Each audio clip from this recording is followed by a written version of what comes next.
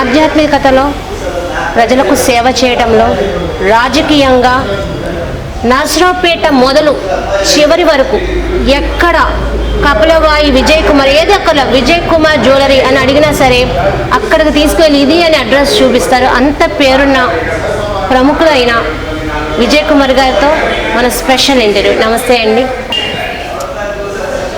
నా పేరు కపిలవాయి విజయ్ కుమార్, నర్సరావుపేట.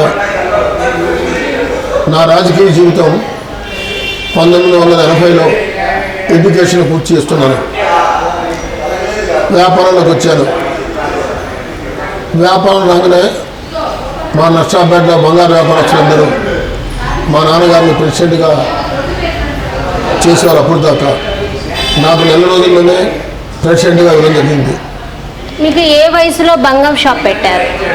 షాపు దాదాపు మాది 50 years అయింది. 50 years. నేను షాప్లోకి వచ్చింది మాత్రం 1980.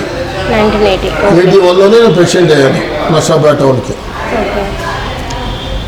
తర్వాత 93లో నన్ను జిల్లా ప్రెసిడెంట్గా ఎన్నుకున్నారు. జిల్లా ప్రెసిడెంట్ గుంటూరు జిల్లాలో. ఏ పార్టీకి ఎంచుకున్నారు? బంగారం కొట్ల బంగారపుకే. ఓకే. అది ప్రతిష్టాత్మకంగా జరిగింది. ఆ రోజు మహమ్మద్ ఖాన్ ప్రెసిడెంట్ కావాలన్నారు. కానీ మాచల్ల, పులిరాళ్ళ, సత్రపల్లి, తుళ్ళుపేట, నర్సరావుపేట, వెనకొండ, పొన్నూరు, బాపట్ల, రేపల్లె జిల్లా మొత్తం విజయ్ కుమార్ కావాలనే వరకు ఆయన మానుకొని నన్ను ప్రెసిడెంట్గా జిల్లా స్థాయి మొత్తంలో జిల్లా ప్రెసిడెంట్ అయిన తర్వాత అప్పుడు నాకు జిల్లా మొత్తం దాదాపు 2000 మంది వచ్చారు. 2000 మంది ఆ రోజుల్లోనే నా ప్రమాణ స్వీకారానికి. అప్పుడు కాజుకిస్తారెడ్డి ఎంపీ గారికి పెట్టాను చీఫ్ గెస్ట్గా. సెంట్రల్ ఎక్సైజ్ కస్టమ్స్ కమిషనర్ ఉన్నారు అప్పుడు, ఆయన కూడా చీఫ్ గెస్ట్గా వచ్చారు. అవి చూసిన తర్వాత కాజుకిస్తారెడ్డి గారి నందు నర్సరావుపేట మున్సిపల్ చైర్మన్గా నన్ను పోటీగా పెట్టడం జరిగింది. ఆ రోజున కాజుకిస్తారెడ్డి MP, Kodela Sivaprasad MLA, government TDP. Kodela Sivaprasad బయటకు వస్తే ఊళ్ళో బొమ్మలు, కర్రలు, సోడా బుడ్లు ఇవన్నీ జరుగుతుంటాయి.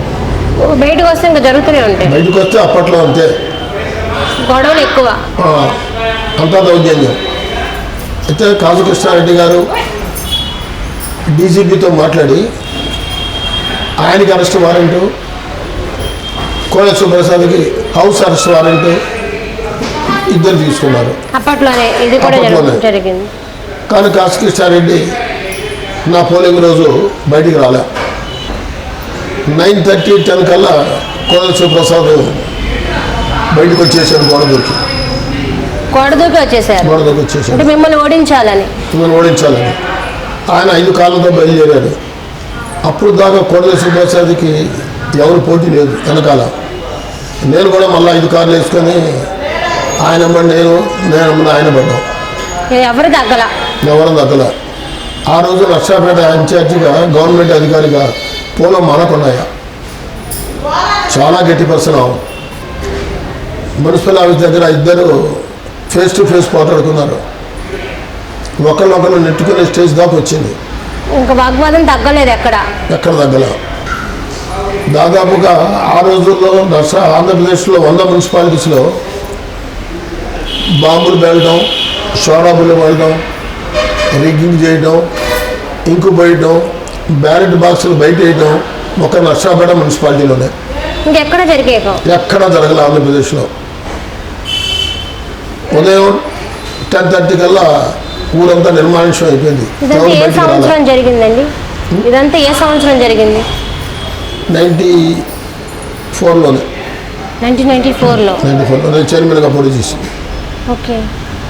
నేను ఓడిపోయాను. ఓడిపోయిందేమో 650 ఓట్లు, చెల్లని ఓట్లు 1400. అయితే ప్రశాంతంగా జరుగుంటే 10,000 మెజార్టీ నేను గెలిచేవాడిని. కానీ ఊళ్ళో భయపడి అందరూ ఎవరు బయటికి రాలే. దౌర్జన్యం అక్కడ కూడా జరిగింది. ఆ తర్వాత 97లో రోసయ్య గారు ఎంపీగా నర్సరావుపేటకి వస్తున్నారు. రోసయ్య గారు నాకు మొట్టమొదటి నుంచి బాగా పరిచయం. వాళ్ళ అమ్మాయిని పైన వాళ్ళకి ఇచ్చారు, మా అమ్మాయిని కూడా పైన వాళ్ళకి ఇచ్చారు. ఆయన హైదరాబాద్ అంటే వెళ్ళాను. విజయ్ కుమార్ నాకు ఢిల్లీ నుంచి బీఫారం వచ్చింది, ఎంపీగా పోటీ చేస్తున్నాను, నర్సాపేటంతా నువ్వు చూసుకోవాలి అన్నాడు. అప్పుడు కాసుకృష్ణారెడ్డి నర్సాపేటలో చాలా బలమైన వర్గం, ఎవరో ధైర్యంగా బయటకు వచ్చేవాడు కాదు. అయినా నేను రోసయ్య గారి కోసం ఆ రోజుల్లోనే ఒక 100 జీబులు పెట్టి ఆయన రిసీవ్ చేసుకున్నాను. ఆ రోజుల్లోనే 100 జీబులు నాయి, నా నగరికల్ దగ్గర నుంచి. వినకొండ నుంచి రాజకుమారి ఒక 75 జీబులు, మార్కాపురం కొండారెడ్డి ఒక 50 జీబులు, అదే రకంగా మార్చల లక్ష్మారెడ్డి ఒక 50 జీబులు. ఒక ఫ్యాక్షన్ రాజకీయాలు అన్నట్టుగా ఉన్నాయి. ఆ రోజు దాదాపు 500 జీబులు వచ్చినాయి. 500. రోసయ్య గారు బాగా తెలియగలరు కాబట్టి కృష్ణారెడ్డి గారి దగ్గర పోదామని ఆయన ఇంటికి వచ్చారు. ఇంటికి వచ్చి ఆయన్ని అవమానపరిచి గొడవ చేశారు. బాగా గొడవ జరిగింది. ఆ ఎమ్మెల్యే కొండారెడ్డిని కింద పడేశారు పాప, ఎమ్మెల్యేని కూడా పడేశారు. అంత గొడవ జరిగింది. ఆ తర్వాత రోసయ్య గారు నేను బయలుదేరి కూరగాయల మార్కెట్ దగ్గర మీటింగ్ చెప్పాం. మళ్ళీ మీటింగ్ కూడా మళ్ళీ కాసుకృష్ణ గారు వచ్చారు.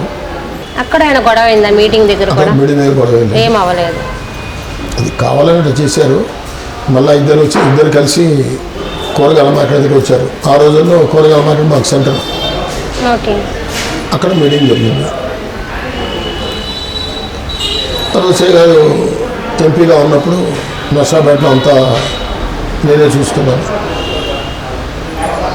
టోటల్గా అన్ని పల్లెలు 7 నియోజకవర్గాలు ఆయనతో పాటు తిరిగాను. రాత్రి బోర్డు డబ్బులన్నీ నేనే ఖర్చు పెడుతుంటాను. ఆయన ఇస్తారు, మొత్తం ఇచ్చేస్తారు బాబు. నర్సాపేట వాళ్ళంతా ఖర్చు పెట్టాను. అదే రకంగా అందరికీ ఇచ్చాను. జంగా లక్ష్మణ్కి, లక్ష్మారెడ్డికి, మార్కాపురం కొండారెడ్డికి, రాజకుమారికి, అందరికీ ఇచ్చేస్తూ ఉన్నారు. అవన్నీ ఇచ్చడం జరిగింది. రోసయ్య గారిది గుంటూరులో పోలింగ్ జరుగుతుంది. పోలింగ్ అయిపోయింది, కౌంటింగ్.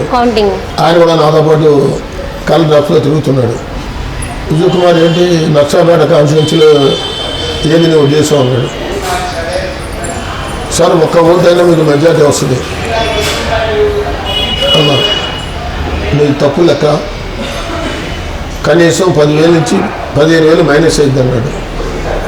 అదేంటి సార్ అన్న, ఎట్లా వస్తుంది మనకి? 22 ఊర్లు రిగ్గింగ్ చేసుకున్నారు. ఇప్పుడు 22 ఊర్లు రిగ్గింగ్ చేస్తారు.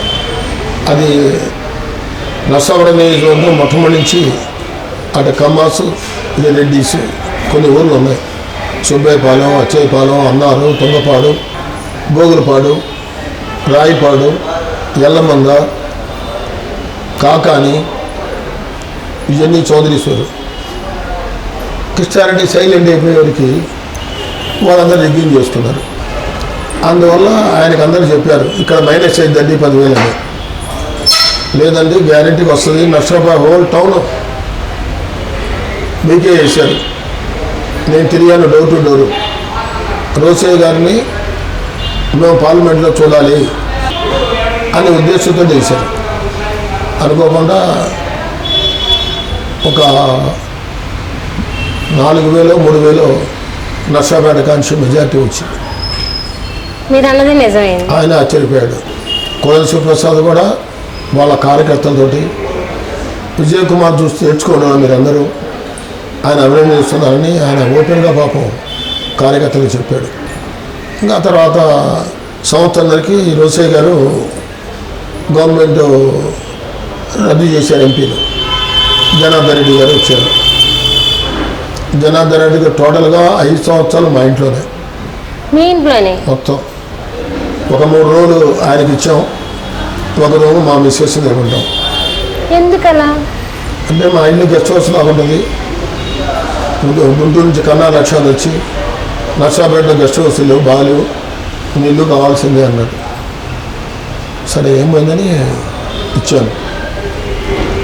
15 రోజుల్లో అయిపోద్ది కదా అనుకున్న 20 రోజుల్లో ఎలక్షన్ అక్కడ బాంబులు వెళ్ళి కోయల్ సుప్రసాద్ హౌస్లో 5 చనిపోయారు. దాంతో మళ్ళీ ఎలక్షన్ పోస్ట్పోన్ చేశారు. మళ్ళీ 20 రోజులు మళ్ళీ మా ఇంట్లో జరిగింది. మీ ఇంట్లో జరిగింది? మా ఇంట్లో చెప్తారు. 5 సంవత్సరాలు కూడా పాపం జనార్దన్ రెడ్డి గారు ఎక్కడికి పోడు. కృష్ణారెడ్డి గారు రమ్మన్నా నేను విజయ్ కుమార్ ఇంటికి వెళ్ళాల్సిందే అని పాపం 5 సంవత్సరాలు ఆయన మా ఇంటికి వస్తారు, మా ఇంట్లో దిగుతారు, ఇక్కడే పోయిన అన్నీ ఇంట్లో మనిషి అయిపోయారు. ఇంట్లో చెప్పారు. 2004లో అప్పుడు తెలుగుదేశం గవర్నమెంట్ జనార్దన్ రెడ్డి గారు ఎంపీగా గెలిచాడు మెజారిటీతో. నన్ను 2002లో నర్సాపేట టౌన్ కాంగ్రెస్ ప్రెసిడెంట్గా జనార్దన్ రెడ్డి గారు ఇప్పించారు. ఇప్పుడు దాకా కాంగ్రెస్ పార్టీ 40 సంవత్సరాలు ఉన్న కాసు కృష్ణారెడ్డి గారి కార్యాలయం అదే, కాంగ్రెస్ పార్టీ అదే, ఆఫీసు అన్నీ అదే, మొత్తం అక్కడే. అలాంటిది నేను కాదని అరణ్యపేటలో ఒక హౌస్ తీసుకొని పెట్టాను, కాంగ్రెస్ పార్టీ కార్యాలయం. పెట్టగానే అందరూ కార్యకర్తలు అందరూ సంతోషపడ్డారు. అప్పుడు కోయల్ ప్రసాద్ భయపడేవాడు ముందుకు అలా. మీరు ఇంత దూసుకుంటూ వెళ్ళిపోతున్నారు, ఎంతో రాజకీయంగా పలుకుబడి ఉండి ఫ్యాక్షనిజంలో కూడా ఉన్న వాళ్ళు కూడా దూసుకుంటూ వెళ్ళిపోతున్నారు కదా, మీ మీద అటాక్ జరగలేదా? అదేగా చెప్పింది పబ్లిక్ మీటింగ్లోనే ఆయన. విజయ్ కుమార్ చూసి నేర్చుకుంటారా అని చెప్పాడు. లోపల మనసులో ఉంటే తెలియదు. విజయ్ కుమార్ చూసి నేర్చుకోమన్నాడు. 2002, 2003, 2004లో ఎలక్షన్స్ వచ్చినాయి, మళ్ళీ ఎమ్మెల్యే ఎలక్షన్స్. కృష్ణారెడ్డి గారు ఎంపీగా పోతాం అనుకున్నాం. నాకు ఎమ్మెల్యే సీట్ వస్తాను ఉద్దేశంతో నేను ఈ తెలుగుదేశంలో ఉన్న 14 ఊర్లలో 10 ఊళ్ళు కాంగ్రెస్ జెండా ఎత్తాను. అప్పుడు నాకు దమ్మున్న మగడు ఎవరు లేరు, పోయినోళ్ళు. ఒక్కొక్కరిని చీల్చుకుంటూ వచ్చాను. సోదరి సోర్లు ఉన్నాయి, ఎస్సీలు వాళ్ళందరూ అసలు వాళ్ళకి ఇంకా ఓటింగ్ ఉండదు, వీళ్ళు వేసుకుంటాం. మీరు వేసుకొని నేను ఉన్నానని చెప్తే అన్ని ఊళ్ళల్లో కాంగ్రెస్ పార్టీ జెండా ఎత్తాం. వాళ్ళు వేసేది ఉండదు, లేదు వాళ్ళకు ఉండదు. తర్వాత దొంగ ఓట్లు బాగా జరుగుతాయి ఇక్కడ 1980 నుంచి.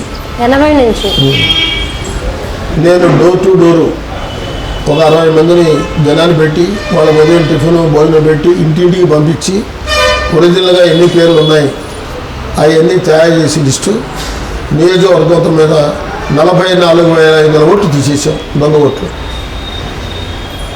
అవన్నీ నెత్తులు పెట్టుకొని ఊరేగింపుగా ఆర్డీఓ ఆఫీస్కి వచ్చి ఇవ్వడం జరిగింది. 44,000 ఓట్లు తీసేయబట్టి కోయల్ ప్రసాద్ 10,000తో ఓడిపోయాడు, కాసుకృష్ణారెడ్డి 11,000తో గెలిచాడు. ఇదే 44,000 ఓట్లు తీసేయకపోతే ఉండేది కాదు. కానీ భగవంతుడు రాసిపెట్టాడు. మీ దాటికి కోడెల శివప్రసాద్ గారు తట్టుకోలేకపోయారు. అంటే అప్పట్లో నాకు ఎమ్మెల్యే సీట్ వస్తుంది, ఆయనకి ఎంపీ సీట్ వస్తుంది, నేను ఖర్చు పెట్టాను. తర్వాత ఎంపీ సీట్ ఆయనకి రాలేదు, చంద్రశేఖర్ గారికి ఇచ్చారు. రాజమోహన్ రెడ్డి గారికి ఇచ్చారు 2005లో. అందువల్ల నేను మానుకోవాల్సి వచ్చింది. ఆ గెస్ట్ హౌస్లో ఉండి 4 నెలలకు ఒకసారి వచ్చి నా దగ్గరికి నెలకొకసారి వస్తుంటారు పాపం. నర్సాపేట ఎప్పుడు వచ్చినా మేమిద్దరం కలిసి అన్ని ఊళ్ళు వెళ్తుంటాం. చాలా పెద్ద మనిషి. 5 సంవత్సరాలు ఆయన ప్రతి కార్యకర్తకు పనిచేశాడు. ₹1 కూడా తీసుకోడు, ఎవరిని అడగడు. అంత పెద్ద మనిషి. జనార్దన్ రెడ్డి గారు కానీ, రోసే గారు కానీ, రాజమోహన్ రెడ్డి కానీ అదే రకంగా నేనుంటాను. సరే 2009 మళ్ళా చిరంజీవి ఎలక్షన్లోకి వచ్చి ప్రజారాజ్ నేనే జెండా పట్టుకోలే. పీఆర్పీది ముందు రోజు ఫోన్ చేశారు హైదరాబాద్ రమ్మని. హైదరాబాద్ వెళ్ళాము. అప్పుడు దాకా నర్సాపేటలో మెట్టపల్లి కోటేశ్వరరావు ఆయన ₹1,00,00,000 పైన ఇచ్చాడు సీటు కోసం. అప్పుడే ₹1,00,00,000 ఇచ్చాడు. కాజావాలని ఒక అతను పాపం సంవత్సరం తిరిగాడు, ఒక 6-7 కార్లు పెట్టుకొని పల్లెటూరులో పోయి పీఆర్పీలో సీటు ఆయనకి కావాలని. వీళ్ళందరూ ఆల్రెడీ పీఆర్పీలో చేరారు. నేను చేరల. చిరంజీవి సర్వే చేయించుకుంది. విజయ్ కుమార్కి 90% పడ్డాయి. కాజావాళ్ళకి 5%, మెట్టుపల్లి కూడా 5% వచ్చింది. దాంతో ఆయన నా నమ్మంటే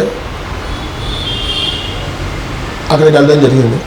ఏమన్నారు అక్కడికి వెళ్ళిన తర్వాత? గుంటూరులో మద్దాగిరి ఉన్నారు కదా, అవును, ఆయన కూడా పీఆర్పీలో సీటు కావాలని హైదరాబాద్లో ఇద్దరు ఒకే లాడ్జింగ్లో ఉన్నాం. గిరి గారు మీరు? గిరి నీకు సీటు వస్తే నాకు రాదు, ఇద్దరు వైఎస్ఆర్సీ ఎవరుగా ఎవరు అని చెప్పాం. రాత్రి 7 గంటలకి నన్ను పిలిచి చిరంజీవి గారు నేను సీట్ ఇస్తున్నాం అన్నారు. నాకు కొద్దిగా భయం వేసింది. ఇటు పక్క కోడెలో ఒక పర్వతం, కాసుకొచ్చారంటే ఒక పర్వతం, ఈ 2 పర్వతాల మధ్య వయసు ఉంది నేను. సరే మాకుంది 3 అమ్మాయిలు, మా అల్లుళ్ళు 3, నువ్వు భయపడుతున్నావు, ఒక కాంప్లెక్స్ అమ్మేసేయి మాకు ఇచ్చింది, పోటీ చేయి. అల్లుళ్ళు? ఇందిరాగాంధీ కూడా ఓడిపోయింది, నువ్వు ఏం భయపడకాకు అంటే బీఫారం తీసుకొని నర్సాపేట దిగాను 2009లో. ఇంటి దగ్గర బయలుదేరినప్పుడు నామినేషన్కి ఎవరు లేరు, చాలా బాధపడ్డా, ఏందిరా ఎవరు లేరని. అక్కడి నుంచి కారు వేసుకొని కోట సెంటర్కి వెళ్ళాను. ఊరంతా జనం ఎట్లా వచ్చారో నాకే అర్థం కాదు. అప్పుడు వచ్చారు బాగా, ఊర్లో ఉన్న నాయుళ్ళు అందరూ బాగా వచ్చారు. ఆ రకంగా వైశ్యాస్ వచ్చారు, మామిడిన్స్ అందరూ. నాకు నామినేషన్ జరిగినట్టు జిల్లాలో పీఆర్పీలో ఏ నామినేషన్ అంతమంది జరగదు. మీకు వచ్చినట్టు ఇంటెలిజెన్స్ రిపోర్టు కూడా విజయ్ కుమార్ గెలుస్తాడని రాసి పెట్టుకున్నారు. కారణం ఏంటంటే వాళ్ళు టౌన్లో విచారించుకున్నారు. టౌన్లో విచారించుకుంటే ప్రతి వాళ్ళు విజయ్ కుమార్ విజయ్ కుమార్ విజయ్ కుమార్ అని చెప్పారు. అప్పుడు ఐసీ ప్రభాకరరావు గారు గెలుస్తాను రాసుకున్నాడు. విలేజెస్లో మాత్రం మాదంతా కమ్మ రెడ్డి విలేజెస్ 65 విలేజెస్ ఉన్నాయి. ఈ 65 విలేజెస్లో కూడా కమ్మ డామినేషన్, రెడ్డి డామినేషన్. ఎస్టీలు పోల్ జరిగింది. ఒక టౌన్లోనే 3కి సమానంగా వచ్చినాయి. కాసు షాటికి, నాకు, కోలేశ్వర ప్రసాద్కి 18,000 చిల్లర ఓట్లు వచ్చింది నాకు. విలేజ్లో మాత్రం కంప్లీట్ పడిపోయింది. అప్పుడు చౌదరీస్ అందరూ కూడా నాకు బాగా హెల్ప్ చేశారు. అదే విజయ్ కుమార్ ఎప్పుడు రాలేదు, ఈసారి మనం రిగ్గింగ్ చేయకూడదు అని అచ్చేపాలెం, సుబ్బయ్యపాలెం, తుంగపాడు, అన్నారం, గోగులపాడు, ఎల్లమంద అందరు చౌదరులు గ్రామాల నుంచి వచ్చేసారు. నాకు అయిపోయినా ఎవరు ఓటు వాళ్ళే ఇష్టం అని నిర్ణయించారు. అది గొప్పతనం.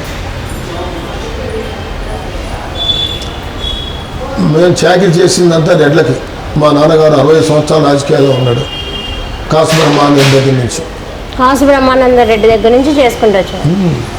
మధ్య సూచన గారు 2 సార్లు ఎంపిక చేసి మా ఇంట్లోనే మా నాన్నగారు ఎంత డబ్బులు ఖర్చు పెట్టేది. అదే అనువాయితీ నాకు ఇచ్చారు. కాసుకృష్ణారెడ్డి కానీ, జనార్దన్ రెడ్డి గారు, రోసయ్య గారు, రాజమోహన్ రెడ్డి గారు అందరూ. ఆ రకంగా జరిగింది. 2009లో పీఆర్పీలో ఓడిపోయాను. ఎంత మెజారిటీతో ఓడిపోయారు? దాదాపు 30,000 తేడా. 30,000 తేడా. అప్పుడు ఎవరు లీడింగ్లో ఉన్నారు? అవును, మనకు ఓన్లీ టౌన్లోనే 3 సమానంగా వచ్చింది. విలేజెస్లో రాలేదుగా. రాలేదు. చౌదరి చేసుకున్నారు, రెడ్డిస్ చేసుకున్నారు. ఎవరు ఓటు అలాగే వేసుకున్నారు ఒక నిర్ణయానికి వచ్చి. అంతే, ఇంకెవరికైతే రాలేదు. ఆ తర్వాత పీఆర్పీలోనే ఒక 2 సంవత్సరాలు ఉన్నారు. 2 సంవత్సరాలు కాదు, 5 సంవత్సరాలు ఉన్నారు. యాక్టివ్గా తిరగకుండా అవసరమైతే తిరుగుతున్నా, లేకపోతే లేదు. అప్పుడు గోపిరెడ్డి శ్రీనివాసరెడ్డి 2014లో, ఎంపీ అయోధ్య జగన్రెడ్డి గారు మా ఇంటికి వచ్చి ఇద్దరు పక్కన కూర్చొని నువ్వు రావాల్సింది పార్టీలోకి అని అడగటం వల్ల పార్టీలో రావడం జరిగింది. పార్టీలోకి వచ్చిన తర్వాత గోపిరెడ్డి శ్రీనివాసరెడ్డి నామినేషన్ ఇచ్చారు. అనుకోకుండా ఆయనకి జాండీస్ అయి విజయవాడ హాస్పిటల్లో ఉన్నాడు. టౌన్లో తిరగటానికి వాళ్ళ భార్య భయపడదు. మీకేం భయలేదమ్మా, నేను ఉన్నాను, మీ నాన్నగారు లాగా మనం తిరుగుదామని చెప్పి 34 వార్డులు తిరిగాను, డోర్ టు డోర్. 34 వార్డు తిరిగితే 32 వార్డులు మెజార్టీ తీసుకొచ్చాను. అప్పుడు కోలేశ్వర ప్రసాద్ 2017లో నువ్వు పార్టీలో చేరతావలేదా, మరి మీ మీద ఫోర్స్ వచ్చింది, బాగా ఫోన్ చేశాడు, ఇబ్బంది పెట్టాడు. మా అల్లుడి కోసం హాస్పిటల్ కట్టాను, అదంతా పొలబట్టి గదరగొలం చేశారు. అది కూడా చేశారు. ఎన్నాడు జరిగింది ఈ గొడవలు? 2000 అంటే మున్సిపాలిటీ ప్రకారం ప్లాన్ ప్రకారం ఉండాలి అని కాదంతా పాల్గొట్టారు. సరేగా ఆయన చాలామంది ఉద్దేశిస్తుంటే 2017లో చేరాను. టీడీపీలో చేరారు. టీడీపీ చేర తప్పలా, తప్పలా. పోవడం లేదు, కానీ హాస్పిటల్ కోసం పోవాల్సి వచ్చింది మా అల్లుడి కోసం. పరిస్థితులు అలా ఎదురైనాయి మీకు? ఓకే. చేరిన తర్వాత అనుకోకుండా నన్ను కొద్దిగా ఇబ్బంది పెట్టాడు. చేరిన తర్వాత కూడా? చేరిన తర్వాత చేరకుండా ఉంటే నాకు వైఎస్ఆర్ పార్టీ బాగా సపోర్ట్ ఉండేది, అది లేకుండా పోయింది. చేరిన తర్వాత చేయకపోతే ఒక ఇబ్బంది, చేరిన తర్వాత ఇంకోటి. ఏమీ లేదు. తల్లి కొడుకులు ఇద్దరు వచ్చి ఎంఆర్ఓకి చెప్పండి, గుంటూరులో మా అల్లుడు nephrologist Vedanta hospital. Vedanta hospital నా రెండో అల్లుడు కాకానీ రోడ్, కాకాని రోడ్డు. ఎంఆర్ఓకి ఫోన్ చేయమంటే ఫోన్ చేశాను. నేను ఎవరికైనా ఫోన్ చేస్తాను, ఐసీకి సహా ఫోన్ చేస్తాను. మొట్టమొదటి నాకు అలవాటు అది. మా అబ్బాయి కిడ్నీ ఇస్తానున్నాడు, తొందరగా సర్టిఫికెట్ ఇవ్వమని. దానికి నా మీద కేసు పెట్టి గందరగోళం చేసేది. ఏ కేసు పెట్టారు? నేను డబ్బులు తీసుకొని మా అల్లుడికి ట్రాన్స్ప్లాంటేషన్ చేయమని చెప్పినట్టు.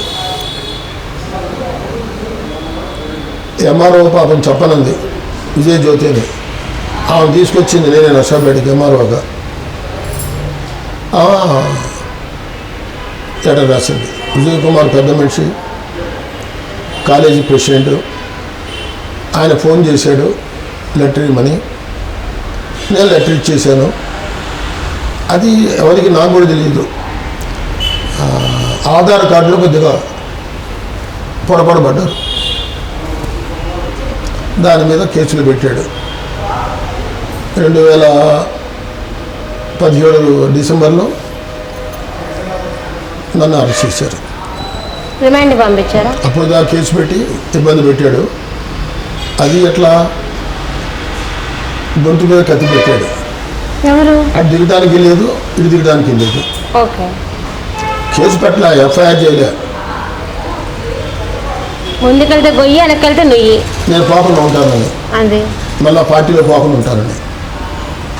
సరే, నన్ను ఉన్నట్టుండి మధ్యాహ్నం 2 గంటలకి అరెస్ట్ చేశారు. అరెస్ట్ చేయగానే జనం విపరీతం వచ్చారు, 3-4 వేల మంది వచ్చారు. ఏ ఎమ్మెల్యే కూడా రారు. జనసాంద్రత బాగా వచ్చారు, చాలా బాగా వచ్చారు. అంటే నాకు అందరూ టీఆర్పీ వాళ్ళు ఉన్నారు, వైఎస్ఆర్ పార్టీ వాళ్ళు ఉన్నారు, చౌదరీస్ ఉన్నారు, బీజేపీ వాళ్ళు, వైఎస్ఆర్స్, మా రాజకీయంగా మా స్టాఫే 600 మంది ఉన్నారు. నాకు మా ఎస్ఎస్ఎం కాలేజీ ప్రెసిడెంట్గా నేను, మా లాడ్జింగ్లు కానీ, బంగారపు కానీ, మా వర్కర్స్. రాజకీయ నాడికి పల్లెటూరు పిలిపించుకోవాలి జనాన్ని. నాకు అక్కర్లా. నా బంగారు పనులు, మా బంగారు పట్టువాళ్ళే ముందు 1000 మంది ఉంటారు ఇక్కడ. వీళ్ళందరూ వచ్చేటికి కోలేశ్వర ప్రసాద్ కమ్ము తిన్నాడు.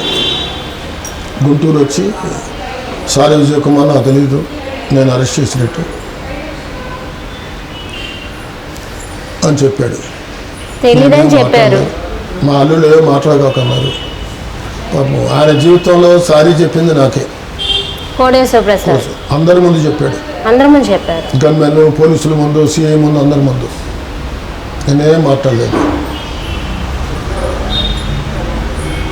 నా జామీన్ బయటకు వచ్చిన తర్వాత వైఎస్ఆర్ పార్టీలో మళ్ళీ వచ్చేసారు. మళ్ళా వీళ్ళు చేరమన్నారు, నేను చేరలేదు. ఆయన నామినేషన్ వేసిన తర్వాత ఆ రోజు నేను చేరతానని చెప్పాను. ఎవరు నామినేషన్ వేసిన కోలేశ్వర ప్రసాద్ నామినేషన్ వేసిన తర్వాత చేస్తానన్నారు, చేరతానన్నారు. కోలేశ్వర ప్రసాద్ సత్యపల్లిలో నామినేషన్ వేసాడు. నేను ఎప్పుడో వైఎస్ఆర్ పార్టీ మచ్చటం చేశాను. ఇది ఏ సంవత్సరం జరిగింది? జగన్ దగ్గర చేయడాను, ఏమూరు దగ్గర. వేమూరు దగ్గర ఏ సంవత్సరం జరిగిందండి ఇది? ఎలక్షన్ ముందు 2019 ముందు అంతే, 2019 ఆయన అక్కడ నామినేషన్ వేసాడు, నేను ఎమ్మడే జగన్ దగ్గర చేరాను. ఇంకా అప్పుడు ఏం చేయలేకపోయాడు. ఇంకా నేను వచ్చబెట్టి సత్తెనపల్లి, చిలుపేట, మార్చెల్ల, గురుజాల, పులివరాళ్ళ, వినకొండ అన్ని ఊళ్ళో చెప్పి వచ్చేసాను. ఇట్లా జరిగిందని జరిగిందంటే అప్పుడు చెప్పారు. అన్నీ మా వయసు ఎక్కడ అవకూడదు, ఏం చేయాలో అది చేస్తారు. ఆ రకంగా జరిగింది. అనుకోకుండా ఆయన వెళ్ళిపోయాడు అని జరిగింది. ఇది నా రాజకీయ జీవితం. ఆధ్యాత్మికం కూడా నేను 1982లో నర్సాపేటలో శివాలయం, చాలా పెద్ద శివాలయం, పాతూరు శివాలయం. ఆ రోజుల్లోనే నేను కోటి విలువార్చన, సహస్రలింగార్చన ఇవన్నీ చేపించాను. అప్పుడు అందరూ ఇవన్నీ చేసే ఉద్దేశంతో నన్ను కొన్ని దేవాలయాలకి ప్రతిష్ఠ కూడా నా చేత చేపించారు. నర్సాపేటలో చాలా పెద్ద దేవాలయం ఉంది, శృంగేరి శంకర మఠం, రైల్వే స్టేషన్ దగ్గర. ఆ రోజుల్లోనే ఆయన కోడ శివప్రసాద్, కాశకృష్ణారెడ్డి గారు నేను చేయలేని వరకు ఈ వారం రోజులు కుదరదన్నారు. అప్పుడు ఆ ప్రతిష్ట అంతా నర్సాపేట నేనే చూసుకున్నాను. మరి మీకే పడింది అయితే అది అమ్మవారి మన తెలివితేటలు కాదు. ఆ రోజుల్లో నేను బాంబే, హైదరాబాద్, కలకత్తా, బెంగళూరు, చెన్నై, కోయంబత్తూరు అన్ని ఊళ్ళో వ్యాపారం చేసేవాడిని. ఆ కార్డు పంపించాను. అందరూ ఆ రోజుల్లో 10,000, 15,000 ఇచ్చారు. 1987లో 3 లక్షల రూపాయలు వసూలైనాయి. నర్సాపేట వాళ్ళు ₹1 అడగలే ఉంది. బ్రహ్మాండం కానీ అప్పటి నుంచి శృంగేరి పీఠాధిపతి శిష్యుని అయ్యాను.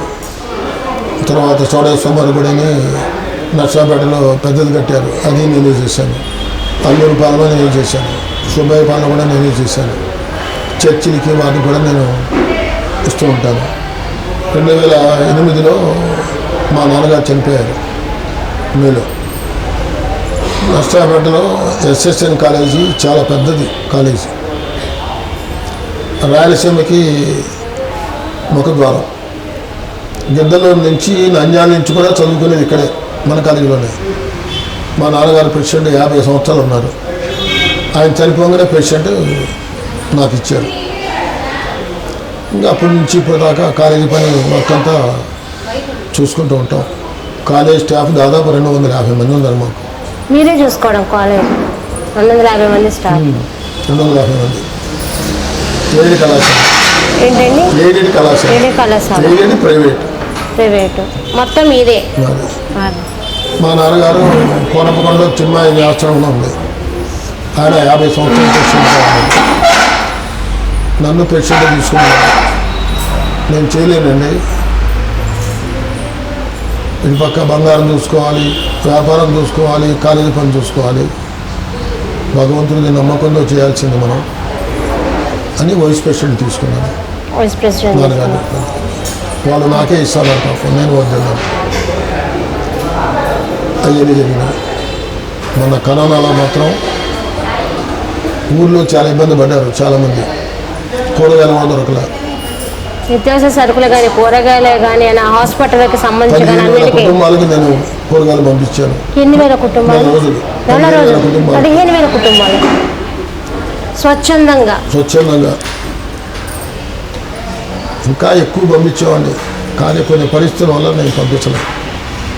ఎందుకంటే ఎంతో అంటే ఇది చాలా గొప్ప విషయం అని చెప్పుకోవాలి. ఎంతైనా సరే నెలలో 1-2-3 రోజులు చేస్తారు, చేసి అంత చెప్పుకునే విధంగా కనిపిస్తుంది. కానీ 4 రోజులు 15,000 కుటుంబాల కంటే మీకు అది భారం అని అనిపించలేదా? ప్రతిరోజు 1,500 ప్యాకెట్లు పంపించేవాళ్ళం. సుమారు 5 కిలోల ప్యాకెట్లు, 6 కిలోల ప్యాకెట్లు. ఎంతమంది దీనికి కోసం వర్క్ చేశారు మీ చుట్టూతో? ఒక్కొక్క వాటికి 2,000 వెళ్తాయి. 2,000 డోర్ టు డోర్ ఇచ్చేస్తుంటారు. 16 వార్లకే వేయగలను. అసలు నాకు 32 వార్లకి వాళ్ళు ఉంది, ఇవ్వలేకపోయాను. అంటే నాకు టౌన్లో నాకు అందరూ ఒక్క ఇంటికి పోకపోయినా కోడలికి నాకు సమానంగా ఓట్లు పడ్డాయి. ఒక్క ఇంటికి కూడా పోలే నేను. విలేజెస్లో తిరిగాను, ఎందుకంటే నాకు పరిచయం తక్కువ కదా విలేజెస్ అని. జనార్దన్ ఎలక్షన్కి, రోసి ఎలక్షన్కి, రాజమౌళి ఎలక్షన్కి, కాసుకృష్ణారెడ్డికి, నా ఎలక్షన్కి డోర్ టు డోర్ కెమెరా చేశాను. అందువల్ల విజయ్ కుమార్ అంటే అందరికీ తెలుసు ఉద్దేశంతో నేను టౌన్లో తిరగకుండా విలేజ్లో తిరిగాను. ఇంత రాజకీయ చరిత్ర కానీ ఫ్యాక్షన్ సంబంధించి కానీ ఎన్నో కుట్ర రాజకీయాలు చూస్తూ అన్నింటినీ తట్టుకుంటూ ఈ రోజున ఈ స్థాయిలో నిలబడ్డ మీరు ఎందుకు ఒక ఎమ్మెల్యేగా పోటీ చేయలేకపోతున్నారు? చేశాక పోటీ ఎమ్మెల్యేగా. ఇప్పుడు నెక్స్ట్ ఇంకా మీకు పదవి వైఎస్ఆర్సీపీలో ఎందుకు ఇంకా పదవి కానీ నెక్స్ట్ ఇంకేం ఎమ్మెల్యే పోటీ చేసేది కానీ ఎందుకు వెళ్ళలేకపోతున్నారు? అవును, నేను డైవర్ట్ అయ్యా కదా. 2009లో నేను పీఆర్పీలో డైవర్ట్ కాకుండా ఉంటే టోటల్గా నాకే వచ్చేది. అలా అవడం వల్ల మైనస్ అయింది. అది పీఆర్పీ జరగడం వల్ల మైనస్ అయింది నాకు. ఇప్పుడు ఏదన్నా నెక్స్ట్ 2024కి ఎమ్మెల్యేగా పోటీ చేసే ఉద్దేశం ఉంది? ఎందుకంటే ఇంత ప్రజాని కానీ కరోనా టైంలో కానీ ఏ విధంగా రాజకీయంగా ఎవరు ఎలా చేస్తారని ప్రతిదీ క్షుణ్ణంగా తెలిసిన మీరు నెక్స్ట్ రాబోతున్నారా? అంటే ఆయన 2014లో తెలుగుదేశం గవర్నమెంట్ ఎమ్మెల్యే చేశాడు, డబ్బులు పోగొట్టుకున్నాడు. మరి చివరికి ఆయనకి ఇవ్వాల్సింది రిసీట్. ఓకే, రేపు ఎట్లా వచ్చాయి మనం చెప్పలేము. మీరు ఇప్పుడు రాజకీయంగా ఎన్నో 1980 నుంచి ఇప్పుడు చూస్తున్నారు, ప్రతిదీ చెప్తున్నారు కదా. మరి 2014 నుంచి ఇప్పటి వరకు ఈ రాజకీయాలు ఎలా ఉన్నాయి మీకు రాష్ట్ర విభజన జరిగిన తర్వాత నుంచి? ఈ 10 సంవత్సరాలకి అంతకుముందు 20 సంవత్సరాలు చూసుకుంటే రాజకీయం చాలా తేడా ఉంది. చాలా డబ్బు డబ్బు డబ్బు అనేది వాళ్ళ రాజకీయం. అప్పట్లో ఆ డబ్బు ఎరగరు. కాసుకొచ్చాడు గారు కానీ మిగతా కానీ నేనా చెప్పా కదా, రాజమోహన్ రెడ్డి చాలా పెద్ద మనిషి, అట్నే రోసయ్య గారు, అన్నే జనార్దన్ రెడ్డి గారు, ఇప్పుడు నష్టపేట ఎంపీ ఉన్నాడు కృష్ణదేవరావు గారు, ఎవరిని ఆయన బాగా చాకరీ చేస్తున్నాడు. లావు కృష్ణదేవరావు కరోనా టైంలో కూడా వారానికి ఒకసారి వచ్చాడు. ఇంకా నేనన్నా ఒక వ్యాన్ పంపించి అందరికీ ఇవన్నీ పంచుతున్నాను. నన్ను తిరగొద్దు అరుస్తున్నారు మా అమ్మాయిలు, మళ్ళీ నేను కరోనా బారిన పడతానే ఉన్నది. అందుకని నా ఫ్లెక్స్ పెట్టి పంపించాను. దాదాపు 2 నెలలు బోనాలు పెట్టి అందరికీ రోజుకి 250 మందికి ఊళ్ళో స్టాఫ్ అందరికీ. మీ అనుభవం ప్రకారం అసలు 2019లో జరిగిన ఈ ఎలక్షన్స్లో చంద్రబాబు నాయుడు ఓడిపోవడానికి కానీ జగన్మోహన్ రెడ్డి గెలవడానికి గల కారణం ఏమై ఉంటుంది? జగన్మోహన్ రెడ్డి పాదయాత్ర, చంద్రబాబు నాయుడు ఏదో డెవలప్ చేయాలని నెలకొకసారి ఫారిన్ పోవటం, అదే ఆయనకి బాగా మైనస్ అయింది. అంటే ఇక్కడ ప్రజల్లో ఉండేవాళ్ళు కాదు. ఇక్కడ అభివృద్ధి టీడీపీలో గతంలో అభివృద్ధి జరిగిందా? అభివృద్ధి రోసే గారు చెప్తుంటాడు నాకు, చీరాల్లో 250 కోట్లు మేము డెవలప్మెంట్ చేశాను విజయ, నేను ఓడిపోయాను అన్నాడు. అభివృద్ధికి డెవలప్మెంట్కి ఓటు పెట్టడానికి సంబంధం లేదు, అదొక గాలి. జగన్మోహన్ రెడ్డి గారు, రాజశేఖర గారు చనిపోవడం, జగన్మోహన్ రెడ్డి పాదయాత్రగా ఆంధ్రప్రదేశ్ మొత్తం తిరగడం సంవత్సరం, అదే ఆయనకి ప్లస్ అయింది. దానికి తోడు 4 సంవత్సరాలు టీడీపీ గవర్నమెంట్ ఉండి వీళ్ళందరూ ఎన్నో బాధపడ్డారు. ఏమైనా సరే ఈయన గెలిపించుకోవాలి అని ఒకటయ్యారు. మరి జగన్మోహన్ రెడ్డి సంక్షేమ పథకాలు ప్రజల్లో బాగా ఉన్నాయి. ఏ సీఎం చేయని విధంగా జగన్మోహన్ రెడ్డి చేస్తున్నారు. నిజంగా పరిపాలన సంక్షేమ పథకాలు ఇస్తేనే పరిపాలన? కొంతమంది సంక్షేమ పథకాల వల్ల ఓట్లు పడతాయి అనుకుంటారు. ఒక ఇంట్లో ఒకళ్ళకి ఇచ్చి, పెద్ద కొడుకు ఇచ్చి రెండో కొడుకు ఇవ్వకపోతే ఆ సంక్షేమ పథకం పనిచేయదు. మొన్నటిదాకా కాలేజీలో ఎంకామ్, ఎంఎస్సి, ఎంబీఏ, పీజీ సీట్లకు కూడా అంతమంది ఫండ్స్ వచ్చినాయి, రీఎంబర్స్మెంట్. ఈయన వచ్చి తీసేశాడు. ఈయన తీసేసారు. ఒక ఇంట్లో 2 ఉంటే ఈయన తీసేసాడని ఓడేవాడు. ఆ రకంగా వ్యతిరేకంగా ఉంది. తర్వాత డెవలప్మెంట్ లేదని కొంతమందికి. పరిపాలన చక్కగా ఉందంటారా? నిజంగా మీకు తెలిసినంతవరకు మీ అనుభవంతో ఎన్నో రాజకీయాలకు సంబంధించిన ఎంపీలు కానీ ఎమ్మెల్యే కానీ ముఖ్యమంత్రులు కానీ చూశారు. ఇప్పుడు ఈ పరిపాలనపై మీరేమనుకుంటున్నారు? పరిపాలన బాగానే ఉంది. ఆయన వరకు బాగానే చేస్తున్నారు, దాన్ని ఎవరు వ్యతిరేకించలేరు. కొంతమంది ప్రతిపక్షాలు గొడవ చేస్తుంటారు, అది మనం లెక్కేసుకోకూడదు. మరి ఆయన ఉద్దేశం ఏంటంటే 3 రాజధానులు చేస్తే ఆంధ్రప్రదేశ్ మొత్తం మనం డెవలప్ చేయొచ్చు కదా అనే థియరీలో ఉన్నారు.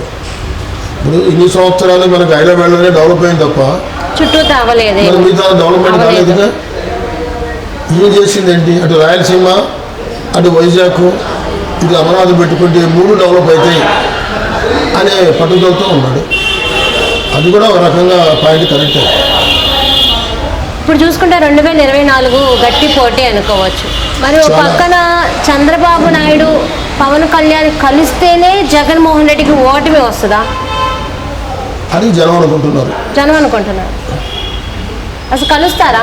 కలవరని పవన్ కళ్యాణ్ గారు స్టేట్మెంట్ ఇచ్చేశారు. పవన్ కలవని అన్నాడు, కానీ అవసరమైతే చంద్రబాబు నాయుడు నాకు సీఎం వద్దు, సీఎంగా నువ్వే ఉన్నాను కూడా చెప్తాడు. ఆ పరిస్థితి వస్తుంది. లోకేష్ గారు ఉన్నారు కదా వారసత్వం. కర్ణాటకలో గత 5 సంవత్సరాల క్రితం కాంగ్రెస్ బీజేపీ మెజార్టీ ఉంది బాగా. దేవగడ కొడుకు ఆయనకుంది 30 సీట్లే, 35 సీట్లే గెలిచింది, కానీ ఆయనకి సీఎం అయ్యాడు. కాంగ్రెస్ రాకూడదని బీజేపీ వాళ్ళు కాంగ్రెస్ వాళ్ళు ఇతన్ని సీఎం చేశారు. 35 సీట్లు దానికి. రేపు రోజు ఇంకా పవన్ కళ్యాణ్ కూడా ఇదే అవుతుందని అంటున్నారు. అట్లా ఉండొచ్చేమో, మనం ఏం చెప్పగలుగుతాం. ఒకవేళ పవన్ కళ్యాణ్ నేను రాను అని అంటే మరి చంద్రబాబు నాయుడు పరిస్థితి ఎలా ఉంటుంది? అదే బీజేపీ అనుకుంటున్నారు. బీజేపీ ఆంధ్రప్రదేశ్లో బీజేపీ పెద్దగా నాకు తెలిసి ఏం లేదు, కొద్దిగా ఉంది. అది కూడా 32 వార్డులలో మా వైశాస వార్డులోనే ఒక 5-6 వార్డుల్లో బీజేపీ నాకు అవపడుతుంది తప్ప పల్లెటూళ్ళలో అసలు నాకు బీజేపీ. అయితే ఇప్పుడు ఎడ్యుకేటెడ్ పీపుల్ మోడీ బాగా చేస్తున్నాడు అనేది అందరికీ ఉంది. ఓటు ఎటు పడిందని మనం చెప్పలేము. న్యాయంగా కరోనా టైంలో మోడీ చాలా బాగా చేశారు. ఇవాళ ప్రపంచంలోనే ఆయన ఒక వ్యక్తిగా ఉన్నాడు. మరి ప్రపంచంలో కొన్ని ఎన్నో దేశాలు ఉన్నాయి. నిన్న ఉక్రెయిన్ అధ్యక్షుడు ఏం చెప్పాడు జెలెన్స్కీని, మోడీ గారు మీరే చెప్పండి, పుతిన్ గారు వింటారు, మీరు మాట్లాడలేకపోతే మాకు లేదు అని ఈయన ఒక్కనైనా ఎందుకు అడిగారు? ప్రపంచంలోనే మోడీ గారు ఒక రకమైన వ్యక్తి. పేదల పాలిట పెన్నిది జగన్మోహన్ రెడ్డి అని అంటారు.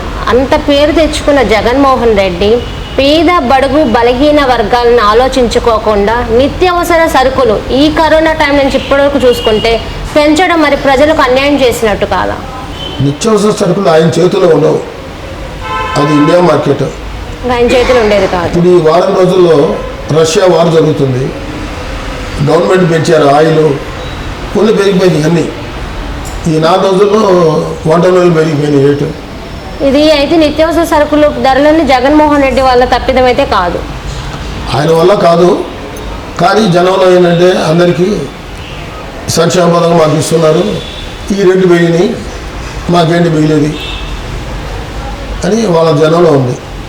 ఇన్నాళ్ళు మీ రాజకీయాల్లో ఈ రాజకీయాలు వద్దు, వీటికి ఒక దండం అని ఎప్పుడైనా అనుకున్నారా? ఇంకా నెక్స్ట్ ఇదికి అదే జరుగుద్ది, నెక్స్ట్ ఎలక్షన్స్కి అదే జరుగుతుంది. ఎందుకంటే నాకు 70 ఏళ్ళు వచ్చినాయి, ఇప్పుడు 68, 70 పడుతున్నాను. ఇంకా రాజకీయాలు నాకు ఎందుకని దండం పెట్టాలి. అంటే ఈ రాజకీయాలు ఇలా ఉండబట్టి దండం పెడుతున్నారా, లేకపోతే మీకు ఏజ్ వచ్చేస్తుందని దండం పెడుతున్నారా? ఓపిక లేక తగ్గించుకోవడం మంచిది. ఎన్నని చూసుకుంటాం.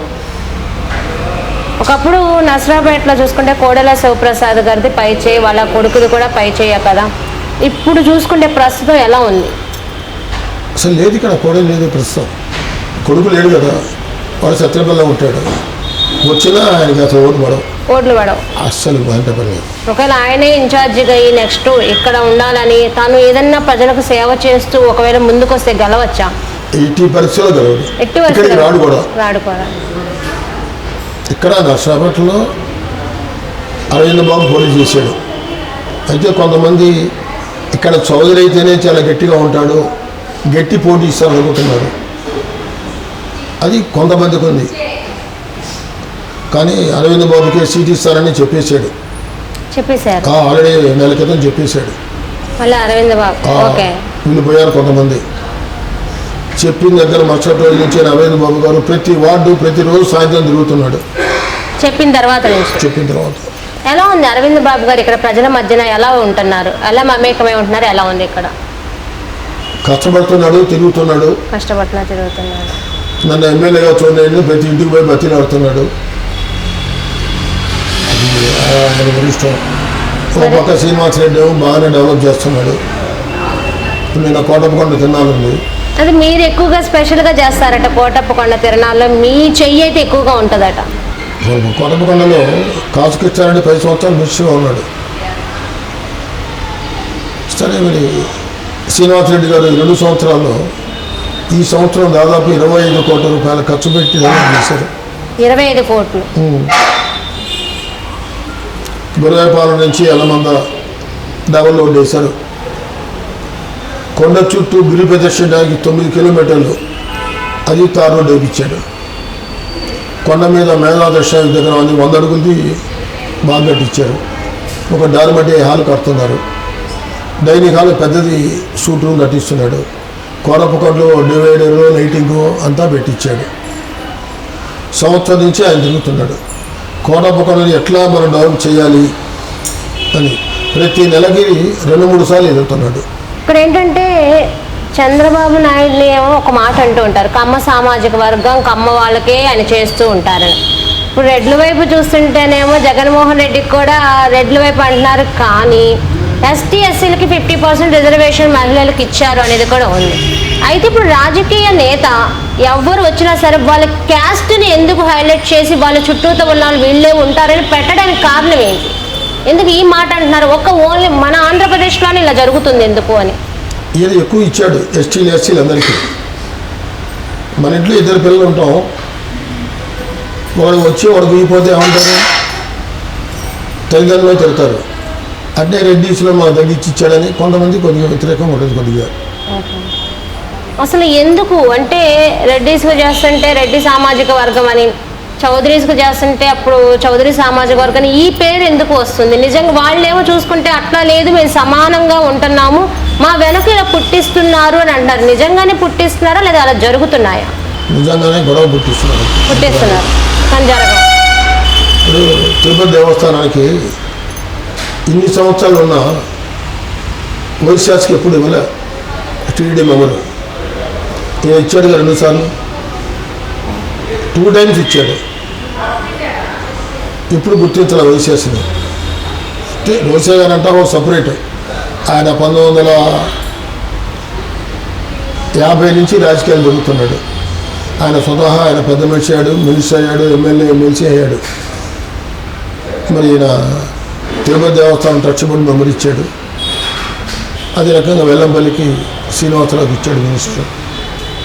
ఇప్పుడు చూసుకుంటే 2014 రాష్ట్ర విభజన తర్వాత చంద్రబాబు నాయుడు, 2019 జగన్మోహన్ రెడ్డి, ప్రజలు కూడా కొత్త నాయకత్వం ఎప్పటికప్పుడు కోరుకుంటూ ఉన్నారు. మళ్ళీ 2024 పవన్ కళ్యాణ్ ఏమైనా లీడింగ్లోకి రావచ్చా? మీ అనుభవం ప్రకారం వస్తారని అంటారా? ఆయన ఒక్కళ్ళే పోటీ చేస్తారు? రావడానికి నమ్మకం లేదు. అచ్చం పవన్ కళ్యాణ్ పోటీ చేస్తే మాత్రం చాలా కష్టం. ఎందుకు? ఎలాగా? అస్సలు రాదండి. ఆయన ఏదో కాపు వర్గం అనుకుంటున్నాడు. కాపు వర్గంలో కూడా బిలో 25 years లోపలే పని చేయడం తప్ప 60 ఏళ్ళు 70 ఏళ్ళు 50 ఏళ్ళు ఉన్నారు. వాళ్ళ మీద వాళ్ళకి పెద్ద ఇంట్రెస్ట్ లేదు పవన్ అంటే లేదు. ఇంకా పవన్ అయితే సింగిల్గా పోటీ చేస్తే వచ్చేది లేదు, పొత్తు పెట్టుకోవాల్సిందే. సింగిల్గా పోటీ చేస్తే 15 సీట్లు వస్తే కష్టం. నాకు తెలిసి 15 సీట్లు రావడం కూడా కష్టమే. ఇంకా పొత్తు పెట్టుకుంటేనే ఏదన్నా. పొత్తు పెట్టుకుంటే బయటపడతాడు. పెట్టనని స్టేట్మెంట్ ఇచ్చారు. మరి పొత్తు పెట్టుకోండి. ఇవన్నీ మామూలు రాజకీయాలు. ఓకే, ఈ రోజు నువ్వు నాకు శత్రువు, రేపు పొద్దున్నే మళ్ళీ మిత్రులు అవుతాం. రాజకీయాల్లో శత్రువు మిత్రులు. ఇప్పుడు 2024 ఇప్పుడు సంక్షేమ పథకాల మీద ప్రజల్లో ఎంత మైనస్ వస్తుంది? ఒక పక్కన ప్రతిపక్షం స్ట్రాంగ్గా ఉందంటారా? ప్రతిపక్షం స్ట్రాంగ్గా ఉంటుంది. ఎవరు వచ్చో చెప్పలేం. ఎవరు ఇప్పుడు ఈ 2024 ఎవరు సీఎం అవుతారో చెప్పలేం. ఏమైనా సంక్షేమ పథకాలు అన్నీ బాగా చూస్తున్నాడు కాబట్టి ఒక రకంగా జగన్మోహన్ రెడ్డి మళ్ళీ రావచ్చేమో. మళ్ళీ రావచ్చేమో. అవును, వైఎస్ఆర్ పార్టీ ఉంది. ఆయన సంక్షేమ పథకాలు ఇస్తున్నాడు. ఇప్పుడు నర్సాపేటలో నేను ఉప్పలపాడులో దాదాపుగా 8,000 ఇళ్ళు స్థలాలు ఇచ్చాడు. మరి 50 సంవత్సరాలు ఎవరు ఇల్లుగా ఇంతవరకు 8,000 ప్లాట్లు ఇచ్చారు. చెప్పుకోదగ్గ మాట. ఆ రకంగా ఆంధ్రప్రదేశ్ మొత్తం ఒక 5-6 లక్షల ప్లాట్లు ఇచ్చారు. ఓకే, అంటే నెక్స్ట్ ఓట్లు మాత్రం ఇటు పడే సూచనలు కనిపిస్తున్నాయి. నేను ఇందానే చెప్పాను, ఓకే, డెవలప్మెంట్కి ఓట్లు పడతారని మనం చెప్పలేము. సో మీరు ఏపీకి సంబంధించి మొత్తం గోల్డ్ ప్రెసిడెంట్ కదా, మీ చేతుల్లో ఈ మర్బాల్ గోల్డ్, జోయిల్కస్ వీళ్ళు కూడా యాడ్ అయ్యి ఉంటారా? అందరూ అంటే వాళ్ళు ఇంటర్నేషనల్ మార్కెట్ కదా, ఇటు చూస్తే ఏపీ కదా, మేము ఎందుకు యాడ్ అవడం, ఇలాంటివి ఏమన్నా మీ దాంట్లో ఉంటాయా? అట్లా మా వ్యాపారస్తులు ఎవరు వ్యాపారం వాళ్ళు చూస్తుంటారు తప్ప రాజకీయంగా ఎవరు ఇంతవరకు బయటకు వెళ్ళలేరు. కానీ అసోసియేషన్లో అందరూ యాడ్ అవ్వాలి అంతే. ఎక్కడైనా సరే ఆ ఎమ్మెల్యే కొద్దిగా దగ్గరగా ఉంటారు. ఓకే, అనుకూలంగా ఎవరు గవర్నమెంట్ ఉంటే ఆ గవర్నమెంట్ ఎమ్మెల్యే దగ్గర అనుకూలంగా ఉంటారు. వ్యాపారస్తులు మెంటాలిటీ అట్లా ఉంటుంది. సో ఒక డౌట్, కోడెల శివప్రసాద్ గారు చేసేవాళ్ళ అంటే ఆధిపత్యం కానీ దౌర్జన్యాలు కానీ అదన్నీ, లేదా వాళ్ళ కొడుకు చేసేవాళ్ళ దౌర్జన్యాలు? ఇక్కడ కోడెల శివప్రసాద్ కొడుకు అంటారు, ఇందాకేమో కోడెల శివప్రసాద్ కూడా ఉన్నారు అని అంటారు. ఇవాళ కాదమ్మా, 1985 ఎలక్షన్లోనే 85-86 ఎలక్షన్ బ్రహ్మాంత్ రెడ్డి గారు ఎంపీగా పోటీ చేశారు. అప్పుడు కాటిపి నారాయణస్వామి నిలబడ్డాడు. ఆ రోజుల్లోనే కోడెల శివప్రసాద్ బజాలమ్మడి సోడా బుడ్లు కర్రలు తీసుకొని ఊరేగారు. ఆ రోజుల్లో మొత్తం రిగ్గింగ్ అంతా. అప్పుడు నేను చిన్న వయసు, నాకు చదువుకుంటున్నాను. బ్రహ్మాంత్ రెడ్డి గారు ఇంట్లో ఉన్నాడు. ఉరుగుతూ ఇంటికి వెళ్ళి ఇట్లా చేస్తున్నారు నాన్న. తనయుడే కదా ఈయన, ఫస్ట్ నుంచి కోడెల శివప్రసాద్ కూడా ఇంతే. మనకొద్దు అని వాళ్ళు కాసు ఫ్యామిలీ ఎప్పుడు మొట్టమొదటి నుంచి వాళ్ళు నిదానమే మంచిదంటారు. వాళ్ళు బాంబులు వేయటం, కర్రలు తీసుకోవటం ఆ పని చేయరు. ఉంటే ఉంది, లేకపోతే రాజకీయం మాకెందుకు అంటారు. 1930 నుంచి వాళ్ళ ఇంట్లో రాజకీయం ఉంది. బ్రహ్మానంద రెడ్డి గారు, వెంకటరెడ్డి గారు తాత వెంకటరెడ్డి గారిని చూశారు కదా. ఇది వాళ్ళ ఇంటర్వ్యూ. మన ఇంటర్వ్యూలో మిస్ రావడం మిమ్మల్ని మళ్ళీ వస్తుంది. అందరికీ సెలవు, నమస్కారం.